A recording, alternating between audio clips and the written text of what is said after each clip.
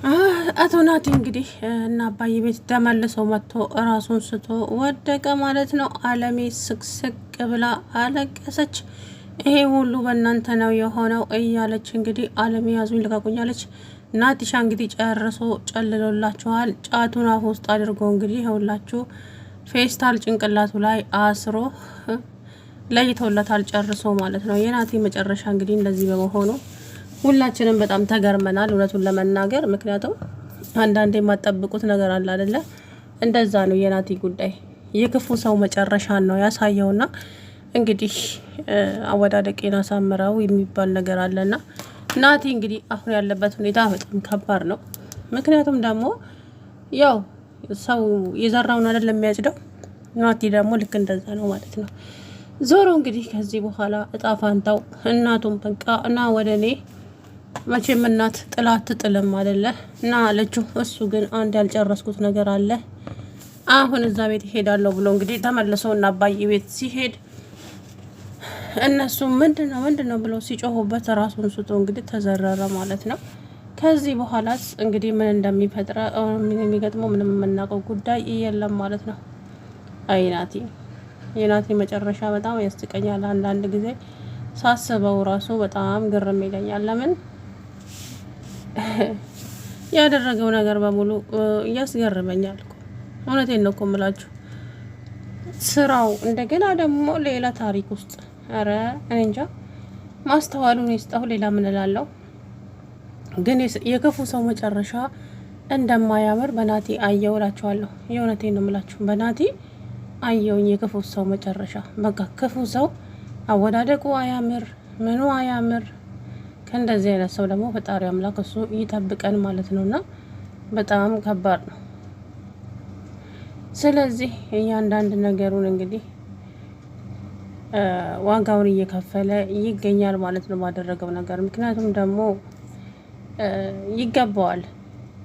አባዬ ላይ ያደረገው ነገር ቀላል አይደለም። ትሁቴን እንኳን እሺ ትሁትን እሷ ምንም አላደረገችውም። በነገራችን ላይ ትሁትም እኮ ለናቲ እናት ዋጋ ከፍላለች። ግን ያንን ሁሉ እሱ ካፈር ቀላቀለው በሚያሳዝን ሁኔታ። ስለዚህ ይሄ ሰው ዋጋውን ማግኘት አለበት አይደል? አዎ። ምክንያቱም ደግሞ ቅጣት ይገባዋል ናቲ ለእያንዳንዱ ላደረጋት ነገር። አባዬ ላይ ያ ሁሉ ተንኮል አንተ እያለ አንቱም ቀርቶ አንተ እያለ እየጠራው በጣም ሲሟዘዝ ነበር አባዬ ላይ ማለት ነው። ስለዚህ አባዬ ደግሞ እንደምታዩት ትዕግስተኛ ነው። ስለዚህ አባዬ ትዕግስት አለው እና ያንን ትዕግስቱን በሙሉ ዋጥ አድርጎ እንግዲህ መቻል ያለበትን ነገር ችሎ ሁሉንም ነገር እንትን አለ ማለት ነው። ሲቀጥል ደግሞ እናቱ እንግዲህ ያኔ ያ ሁሉ ጥፋት ሳጠፋ ተው እንደዚህ አታድርግ ብትይ ኖሮ እዚህ ነገር ውስጥ ሁሉ ባልገባው ነበረ። አንቺ ግን ወደ ጥፋት ገፋፋሽኝ፣ አበረታታሽኝ።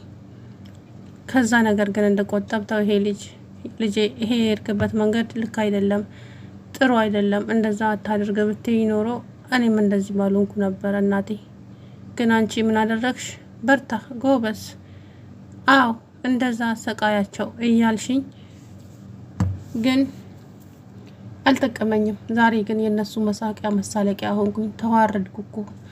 ተዋረድኩልሽ እኮ እናቴ ያለ አይድሌ። ከዛ በኋላ እሷ መላታጣም አሁን ምንም ሳትላ እንበቀላቸዋለን። ከዚህ በኋላ ያንቺን ምክር መሰማ ይመስልሻል እንዴ?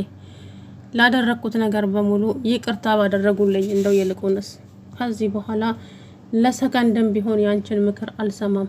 እውነቴን ነው የምልሽ እማዬ፣ አንቺ ነሽ ገደል የከተትሽኝ። ከዛ በኋላ እንግዲህ እኔ ምን አደረግኩ? አንተ እኮ ሕፃን ልጅ አይደለህም፣ በራስህ ማድረግ ትችላለህ ሁሉንም። ቢሆንም ያንን ጊዜ ጥፋት ሳጠፋ ተው ብትይኝ፣ አንቺ ግን በጥፉ እየገፋፋሽኝ ገደል ከተትሽኝ እያለ እንግዲህ ከዛ በኋላ የክፋትና የመጥፎነት እንትኑን ያየውበት ነው ማለት ነውና በስተመጨረሻም እንግዲህ ምን ማድረግ ይቻላል? ይገርማል። ከዚህ በኋላ እንግዲህ ምንም የሚፈጠር ነገር የለም። እውነቱ ስነግራችሁ ለምን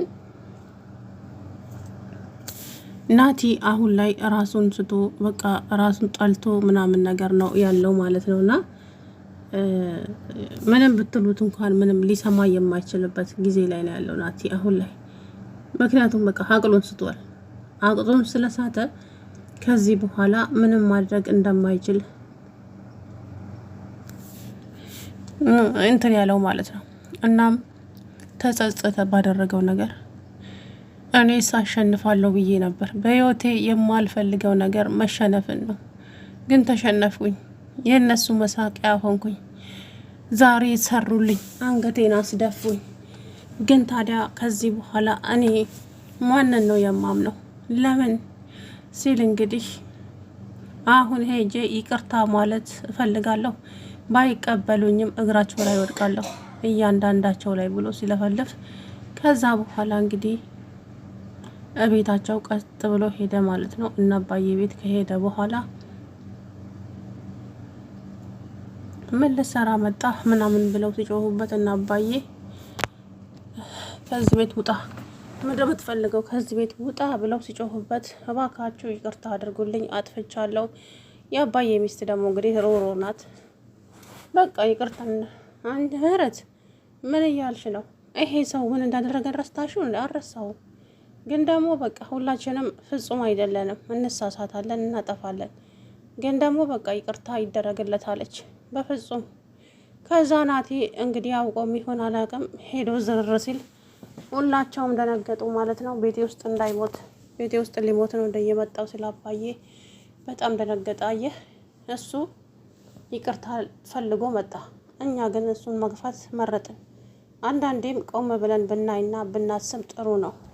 ለምን እንደዚህ ትሆናለህ? አንተ እኮ ክፋት አያምርብህም። ደግነት ምን አመጣልኝ ብለሽ ነው ምህረት? ደግነት እኮ አስጠቃኝ እንጂ ምንም ያመጣልኝ ነገር የለም። አየሽ ምን እንዳደረገኝ ዛሬ? ደግነት እኔ እናቱን ሳይቀር ነበረ ስንከባከብለት የነበረው ከብዙ መከራ ከብዙ ስቃይ። እኔስ እሺ ቤቴ ነው የመጣችው። ትሁቴ ግን ያ ሁሉ ነገር ተፋልማ እናቱን ከሳት ውስጥ አውጥታለት። ዛሬ ግን የትሁት ምላሿ ይሄ ነበረ? በፍጹም። ግን እሱ ተንኮልን መረጠ። ከዛ መጀመሪያ ላይ እንደዚህ አልነበረም። እውነቱን ስነግራችሁ ናቲ በጣም መልካም ልጅ ነበር የሚመስለኝ ያኔ እናቱ እኔ ጋር በነበረች ሰዓት። በጣም ጥሩ በቃ ምን አይነት ልጅ ነው ይሄ ልጅ? ፈጣሪ ልክስሽ ስለሆነ ነው ይሄ ልጅ የሰጠሽ ብዬ እኔም ደግሞ ደስ ብሎኝ ፈጣሪን ሳመሰግን ነበር። ለካ እሱ አውቆ ነበረ። አውቆ ለካ አልተቀየረም። እሱ አውቆ ሲያጃጅልሽ ነበር። ከዛ አባዬ እኔም መስሎኝ እኮ እንዳንተ ተሸወድኩኝ አይደል እንዴ? እኔም እኮ ልክ ከልቡ የተቀየረ መስሎኝ በቃ ጥሩ ሰው ነው፣ ይሄማ መልካም ሰው ነው፣ ከተመስገን ተገላገልኩኝ እያልኩ ነበር። ለካ